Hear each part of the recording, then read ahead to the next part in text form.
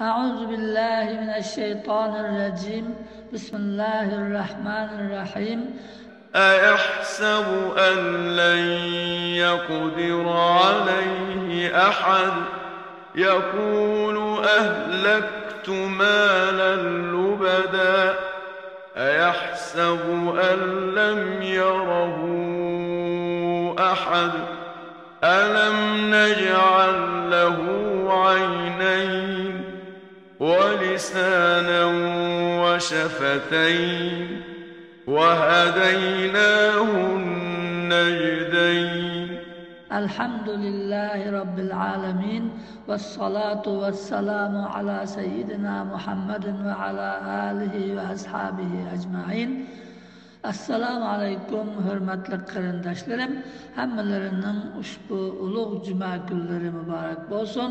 Alloh taolo bu ulug' kunda hammalarning ibodatlarini qabul qilsin, duolarini ijobat qilsin. Alloh taolo hammalarni sog' salomat va xotirjam qilsin. Bugün biz Allah'ın izni bilan Balad suresining 5-oyatidan 10 oyatigacha bo'lgan 6 oyati karimaning tafsirini o'qiymiz. Bu mübarek surenin 5'deki ayet-i kerimelerde ötken hafta tefsirini okuyan ayetlerde Allah Teala Mekke mükerreme bilen kasam kılıp ata bala bilen kasam kılıp insanını kıyınçılık içinde yaratkanlıkını ve bu kıyınçılık içinde yaratkan insanlığa aşı kıyınçılıklarını yengip keterleydiğen kabiliyet, aşı kıyınçılıklarını yengeleydiğen güç kuvvet ve akıl parasetlik kılıp yaratkanlıkını bayan kılgan edi. Bugün aşı nimetke şükrü kılmağanlarının ki hakkında ayetlerini okuyunuz. Ayahsabu an la yaqdira alayhi ahad. Guman kılamdı bu insan, şundak oylamdı ki hiç kim onunla gücü kadir bulamaydı, gücü yetmeydi. Yani bu özününki gücü bilen mağrurlanıp ketken, haddedin aşkan insan özünü şundak güçlük, hiç kimden onunla gücü yetmeydiğen, nemiş kılsa kıldıgan, onun kılgınından hiç kim hesap alamaydıgan, aşında güçlük dep oylandı. Onda kalmaz. Onun bu oylığını hata. O hiç kim dünyada hiç kimden gücü yetmese Allah'ın gücüydü. Çünkü Allah onu yaratkan ve onunki varlık kılmışlarını körep durdu, varlık kılmışlarını defterge yazıp kıyamet günü onun altına koydu. Yekulu ahlektu mâlel lubeda. Bu hakavur insan hiç kimne özüge tanqınmaydıgan, hiç kimden bana güç yetmeydi dep oylaydıgan insan deydi ki ahlektu mâlel lubeda, ben nurgun mallarını halak kıldım, yani haclap tükettim deydi. Yani yaman yollarda zevk-ı safa, keyf safa yolları da Allah Teala'nın dinine karşı çıkılan, Müslümanlara zarar ziyan etkizilgan yollarda nurgun mal mülküne çıkım kıldım deydi.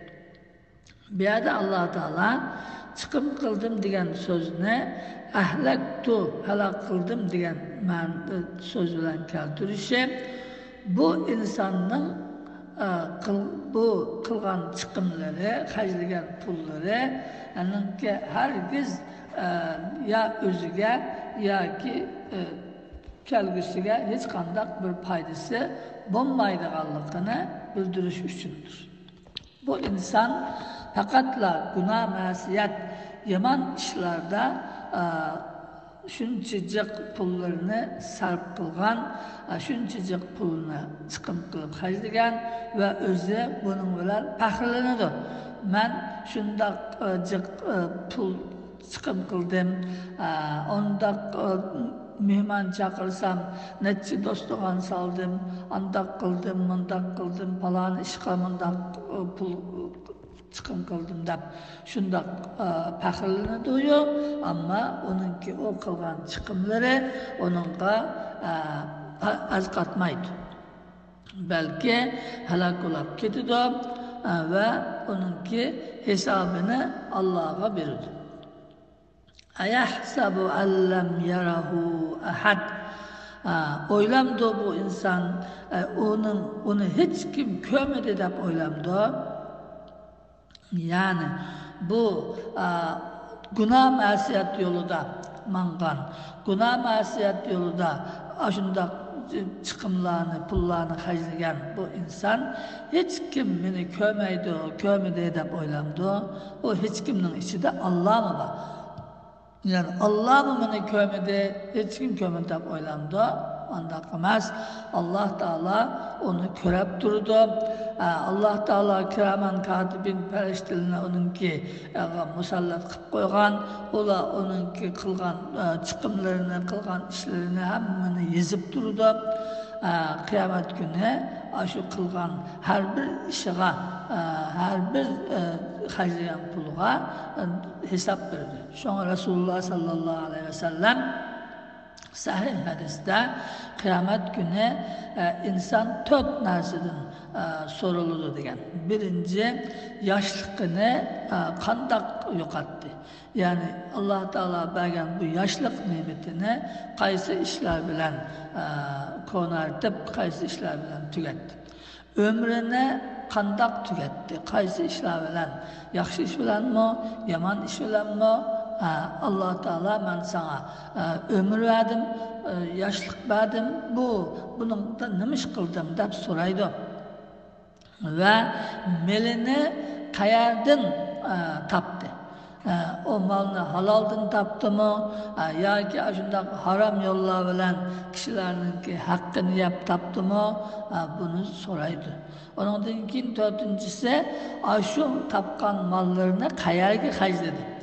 Yaxshi yo'lga, o'zininki kunlik chiqimiga, bolavaqisining chiqimiga va uning aşkını Alloh taolaning diniga, vataniga, foydali yo'llarga xarjladimi?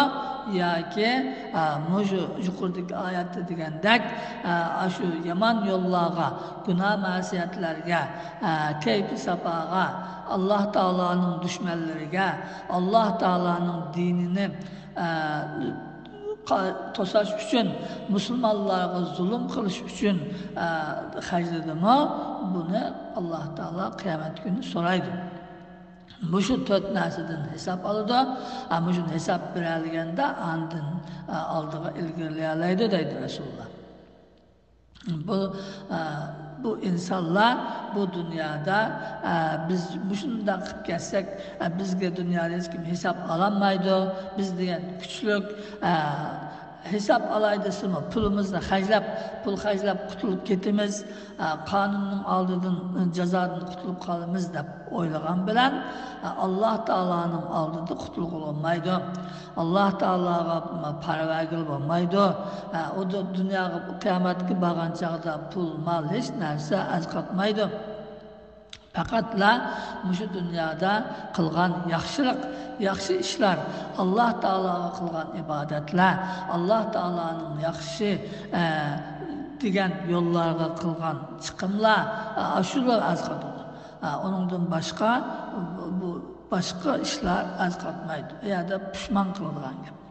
Shunga Alloh taolo buni bizga hozir bayon qiladi, keyin pushmon qilib qolmanglar deb.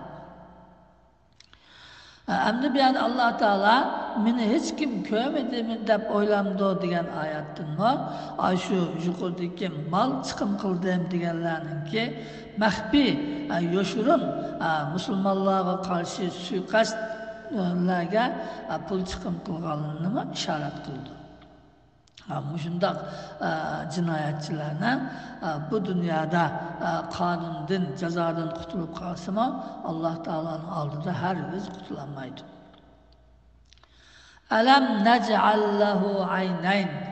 Biz bu insonga ikki ko'z yaratib bermadikmi? Hamda Alloh taolo insonga bergan ba'zi ne'matlarini eslatib, buningga shukr qilish kerakligini insonga eslatadi. Alam naj'al lahu aynayn. Bu insonga biz ikki ko'z yaratib bermadikmi deydi. Bu ko'z degan ne'matni, ko'zning qandoq ko'radiganligini biz ko'rimiz, qaraymiz, o'tib ketamiz. Buni o'ylab boqmaymiz. Bu qandoq katta ne'mat ekanligini ko'zni yo'qotgan kishi biladi. Bunu yo'qotmasda Alloh taologa buning uchun shukr qilish lozim. Agar ko'zimiz bo'lmagan bo'lsa, qandoq qilardik, qandoq yashaydik, boshqalarninki bizni yetilab menishiga muhtoj bo'lib qolardik. Alloh taolo bizga ikrom qilib, ihson qilib bu ikki ko'zimizni yaratib beribdi. O'zimiz ko'ra olamiz, xohlagan yerga bora olamiz. Shundoq katta ne'matni aslab Allohga shukr qilish kerak. Ve lisana ve şafatayn ve til yaratib bermadikmi?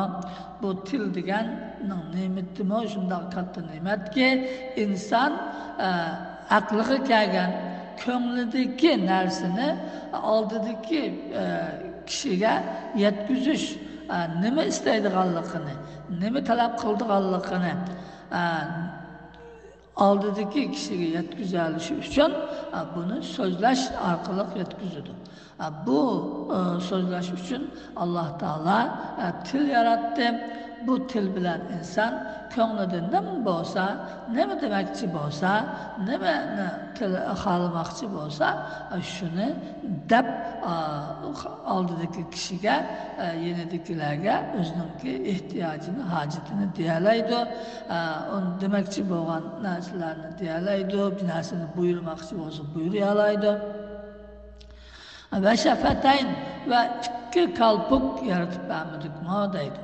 Hamda til bilan kalpukni birga tilga ilishda ulamolar deydiki, bu ikki kalpuk bo'lmasa tilda so'zlagan so'zni hech kim tushunolmaydi.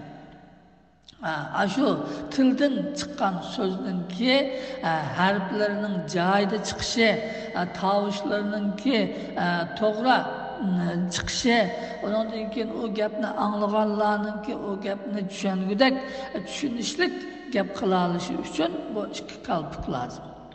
Bu ikki kalpuk ham og'zimizni, tishimizni saqlaydi, ham bizga shundoq chiroyli zinnat beradi, ham tilimizda so'zlagan so'zimizni to'g'ri so'zlashni, tushunishlik so'zlashimizda shu kalpukimiz xizmati bilan qila olamiz.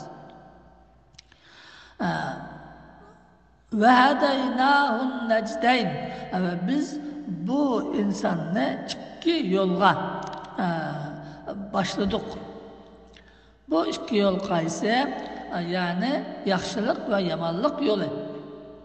Hamda bu insonga shundoq ko'radigan ko'z, anglaydigan quloq, tutadigan qo'l, mangadigan put, so'zlaydigan til va bu ikki kalpuk, undan boshqa nurg'un ne'matlarni berdik. Undan sirtida ma'naviy ne'mat bo'lgan aql, farosat, yaxshi yomonni ayriya oladigan, o'zining foyda ziynini bila oladigan, bu ishlardan qaysining yaxshi, qaysining yomonligini bilib, o'ziga foydali bo'lganini tanlay oladigan, shundoq qobiliyatlarni berdi. Endi shuning bilan bayqib qolmay, yine bu insanlara rahmi qilganlik jihatdan buningga ikki yo'lni, yaxshilik va yomonlik yo'lini ko'rsatdik. Bu yaxshilik, yomonlik yo'lini aldı bilen insanın kalbiga qo'yish orqali insonning qalbida yaxshilikni his qila oladigan, yaxshilikni yaxshi ko'radigan, yomonlikni yomon ko'radigan tuyg'u bor. Alloh taolo mushu tuyg'uni bergan. Shuninglik bilan yine bununla texmbek yardımcı bo'lish uchun farishtalarni, payg'ambarlarni avatib, payg'ambarlarga kitoblarni tushirib, bu payg'ambarlarning eng oxirisi bizning payg'ambarimiz Muhammad alayhissalom, eng oxir tushirilgan kitob Qur'oni Karim. Mushu kitoblar orqali payg'ambarning hadislari, sunnatlari orqali insonlarga qaysi yo'lning foydali, nijotlik yo'l ekanligini, mushu dunyoda yaxshi hayot kechira oladiganligimizni va shu yuqorida aytilib o'tgan Alloh taolaning ne'matlariga shukr qilgan bo'lganligimizni, qaysi yo'lninki yomon ekanligini va u yomon yo'lda mansaq Alloh taolaga osiylik bo'lganligini va o'zimizga ziyonlik bo'lganligini, Alloh taolaning bizni bu dunyo uchun yaratmay, oxirat uchun yaratganligini, bizning asli joyimizning jannat ekanligini va u jannatga kirish uchun Alloh taolo ko'rsatgan yaxshi yo'lda mansaq jannatga kira oladiganligimizni, agar yomon yo'lda minib Alloh taologa osiylik qilib, Alloh taoloning yuqoridagi aytib o'tgan ne'matlariga tuzkorlik qilib, uning shukr qilmasak, Alloh taoloni tonimasak, qiyomat yo'qdek, Allohning oldiga bormayotgandek, Allohning oldiga berib bu dunyoda qilgan qilmishlarimizdan hisob bermaydigandek yashasak, o chog'da qiyomat kuni Alloh taoloning g'azabiga uchrab ketadiganligimizni mushu Alloh taolo şu dünyada insanlığa bildirdik deydi. Yani ve hadaynahun necdayn, bu iki yolunu, yaxshilik yomonlik yo'lini insonlarga ko'rsatdik. İnsanların o yol, yaxshi yomon yo'lini o'rgatdik. Endi uni tanlash huquqini insonga berdik. Agar yaxshi yo'lni tanlasa, bu dunyoda ham yaxshi, oxiratda Alloh taolaning rahmatiga erishib, asli joyi bo'lgan jannatga kirdi. Agar yomon yo'lni tanlab, Alloh taolaga osiylik qilsa, Alloh taolaga kufrlik qilsa, Alloh taolaning dinini yo'qotishga, Allohning mu'min bandalarini zulm qilishga, shuning kuchini shuning ishlatsa, o chog'da qiyomat kuni Alloh taolaning g'azabiga uchraydi va do'zaxga kiradi. Mangu azobga qoladi. Shuning uchun Alloh taolo bizga bu haqiqatlarni tushuntirib, mening bergan o'sha ne'matlarimga shukr qilinglar, men ko'rsatgan to'g'ri yo'lda meninglar, shunday qilsanglar, men ham bu dunyoda sizlarga yaxshi ne'matlarni beraman, hayotinglarni nadi ko'ngillik, baxt, saodatlik yaxshi yashaysizlar, ham oxiratga borganda mening rahmatimga erishib, asli men sizlarni yaratgan jannatga kirishlar, bo'lmasa g'azabga uchrab ketisizlar deb bizga mushu oyatlarni tushirgan. Alloh taolo hammamizni mushu Qur'oni Karimni yaxshi o'qib, yaxshi tushunib, mushuga amal qilib, iymon bilan yashab, iymon bilan tadbir nisb qilsin. Alloh taolo qiyomat kuni bizningki nama amal daftarimizni o'ng qo'limizdan bersin. Alloh taolo bizlarni qiyomat kuni arshining soyasida soylaydigan baxtlik mu'minlardan qilsin. Qur'oni Karimni Rasululloh sallallohu alayhi vasallamni bizga shafoatchi qilsin. Qiyomat kuni jannatda hammamizni birga barabar qilsin. Alloh taolo qiyomat kuni esa hammamizni Rasululloh sallallohu alayhi vasallamga qo'shni qilsin. Alloh taolo jannatda o'zining jamolini ko'rgil nasib qilsin. Amin. Va oxiru da'vana alhamdulillahi robbil alamin.